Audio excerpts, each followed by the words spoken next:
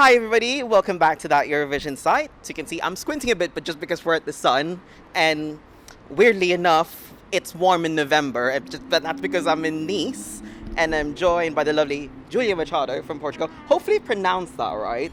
Yeah, Júlia Machado. How are you doing? Good, how are you? I'm doing okay.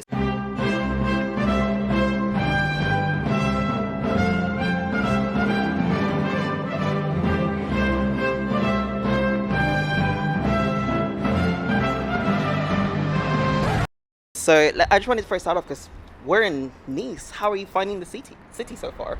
It's very beautiful. It's amazing. I'm so glad that I had an opportunity to be able to visit the center of Nice, which is also very pretty. And I'm just glad to have the opportunity to come to Nice. Okay. All right, then let's start off with a bit of an icebreaker. I just wanted to ask you, what are your who are your musical aspirations, and what are your hobbies outside of music? My inspiration for music, honestly, it was all of the artists. If it wasn't for the artists and being who they are and Yeah. hearing their stories, I wouldn't have wanted to become a singer Yeah. because I'm going through almost the same things that they've been going through with getting picked on for being different, and for getting bullied for being different and for being who I am. Yeah. So I feel like all of the artists are an inspiration to me because we all went through practically the same thing, but in different ways. Yeah. But the fact that they were able to reach where they are just gives me more inspiration that I can reach where I want to reach. Yeah. Okay then. Well, obviously you're here because you're participating and representing Portugal at this year's contest on Sunday. How does it feel to have been given that opportunity by the Portuguese public? Because obviously you won The Voice. For me, it's an amazing opportunity to represent Portuguese, but I'm not only representing Portuguese from Portugal, I'm representing the communities outside of Portugal. Yeah. Not a lot of people know this, but there are so many communities, especially in America, that are all Portuguese. Near where I live, there's a huge community, and if it wasn't for them, I wouldn't have made it to where I'm at today. So I want to say a big thank you para as comunidades portuguesas, não só em Portugal, mas fora de Portugal. And I just want to send a big hug to all of the Portuguese people out in the world. Okay then. So you're here because you're participating with the song "Where I Belong." Obviously you done the recording process and obviously went with the songwriters. Can you tell us a bit more about the recording experience of the song itself? It was very fun. It was different. I was able to. The people who helped me with the song was João Direitinho. He actually came with us this year. Then Aurora Pinto, she unfortunately couldn't come because of school. But I want to send a big hug to her. Fernando Niel was also gonna come, but there was a lot of things going on for him. So I also want to send a big hug to him. And then Twins also helped a lot in the song and creating the song. So hopefully I'm not forgetting anybody. I think I'm not. But I want to say a big thank you for them. And if it wasn't for them, I wouldn't have the opportunity that I have today again.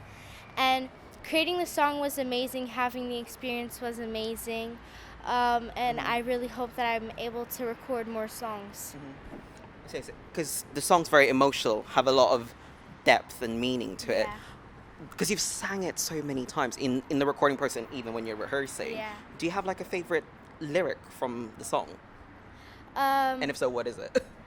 I have actually two. I want to Yeah. go to a place where I belong and a place where I can bury all my ghosts. And why is it your favorite? Why are those two your favorite lyrics from the song? The place where I can bury all my ghosts is because I found a place where I can just let everything go, where I can just let everything that's holding me back just release it and it just disappears from me. And to a place where I belong is where I can finally find where I can be the best me and where I can be who I truly am, and I know that I won't get judged.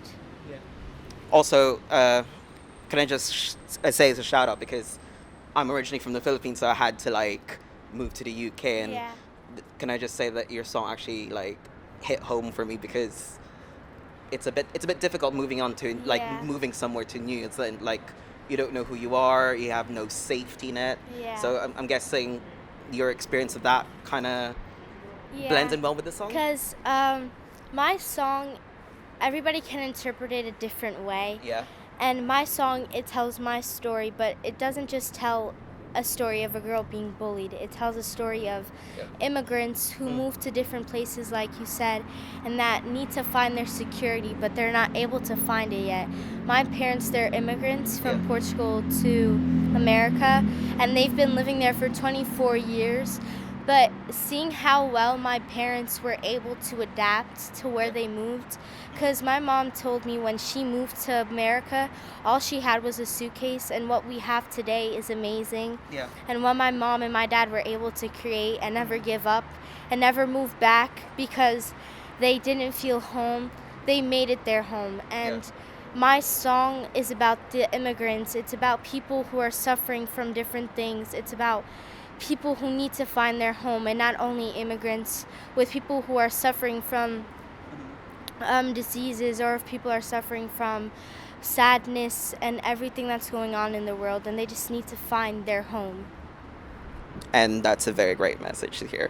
Okay, then moving on, participation-wise, Kajasa, how are you feeling right now ahead of Sunday's show? I'm feeling very happy, and I'm honestly just feeling happy because it's one of my dreams and I'm finally given the opportunity. So I'm going to take that, and I'm going to remember all the details from it, and I will make sure that I'm going to give the best on Sunday. Yeah. Sure, you had your first rehearsal yesterday, didn't you? Yeah. And we saw it was a purple dress, wasn't it? Yeah. And all the very bright LED screens in the graphics. Yeah. Can you just tell us a little bit more of what the audience can expect from us on Sunday? Well, they can Without giving too much away. Yeah, they can expect a big surprise that they're not gonna know that's gonna happen, and they can expect me enjoying myself on the stage and giving my best. And looking onto Sunday, have you spoken with any previous Eurovision or Junior Eurovision participants at all? Give you any words of wisdom per se? Well, I did have a live stream with Nicholas, and he did explain to me how everything was gonna go, and he did help me with some of the questions that I had. Yeah. So I want to say thank you, Nicholas. And but that's the only person that I truly talk to. Yeah. Because for me, this isn't really a competition for me. For me, it's just enjoying myself on the stage and giving my all, like I say. And just taking everything in and just enjoying it. Say, you went from one competition to another. Yeah. How is that for you? Do you think it's like, oh God, I've won one? Do you think there's a pressure to win another one? Or like you said, or is it just you just want to have fun and enjoy it? For me, I just want to have fun. Even with the Voice Kids, I don't really think of it as a competition. I just think of it as an opportunity to learn from my mistakes and to improve my singing and to reach even more people. And it's not just, a lot of people may think that that the singers ourselves think of it as a competition, but not really. We're just enjoying it, and we're just taking in everything that's given to us during this journey. Okay, so my final question to you is, obviously we've just talked about you being on The Voice, and that was a journey in itself from the blind audition to getting the trophy itself. Yeah. Can I just ask you, what is the one thing that you've learned from taking part in The Voice? I think you've answered this, but I don't know if you can entail a bit further. What's the one thing that you've learned from taking part in The Voice that you're now using as you head into Sunday competing in Junior? Well, for me, I've always been a person to be humble and not to always brag about it, and I've learned that can bring you a long way, and that I also learned just a little can go a long way, and having a lot can sometimes not help us get to where we are. And not only did The Voice help me improve my singing, but it also helped me improve with who I am today. And my mentor, he's one of my biggest inspirations too, because seeing him in Porto and on that stage is amazing, and seeing how far he went from winning The Voice to where he is today, and how he never gave up is a big inspiration to me. and working hard is always my number one thing that I learned from my mentor. So I want to thank him for that a lot. Yeah, I was gonna say because I think not. I think even outside of the bubble, like everyone saw his audition on The Voice, where Yeah. everyone just like literally the minute he sang his first note, everybody Yeah. pushed the button. So it's nice that you were able to see his hard work and just Yeah. translate that. Obviously, you won as well. Okay, then. Well, can I say thank you so much, obrigado for your time. Thank But final you. thing, is there anything you want to say to the viewers who want to or are gonna watch it Sunday? Maybe ask to vote. Well, I hope that you guys enjoy everything, and I hope that you guys enjoy my number. And if you guys do enjoy my number, so please vote for Portugal.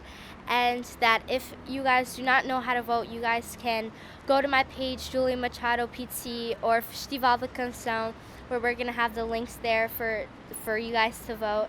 And I hope that you guys just enjoy the whole show. Once again, obrigado, Julia, and Thank we you. can't wait to see your performance on Thank Sunday. you.